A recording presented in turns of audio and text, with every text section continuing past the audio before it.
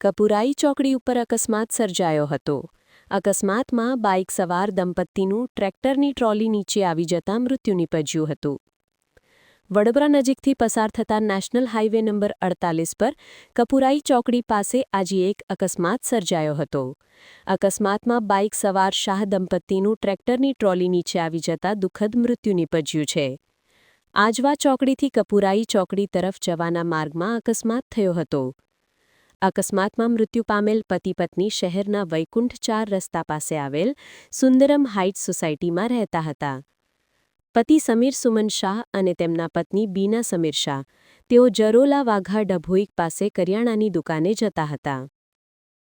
અકસ્માતના બનાવ સંદર્ભે કપુરાઈ પોલીસે ઘટના સ્થળે પહોંચી તપાસ હાથ ધરી હતી. પતિ-પત્ની બંનેના મૃતદેહોને એસએસજી હોસ્પિટલ ખાતે ખસેડવામાં આવ્યા હતા. ઘટના સ્થળેથી કપુરાઈ પોલીસે ટ્રેક્ટર કબજે કર્યું છે.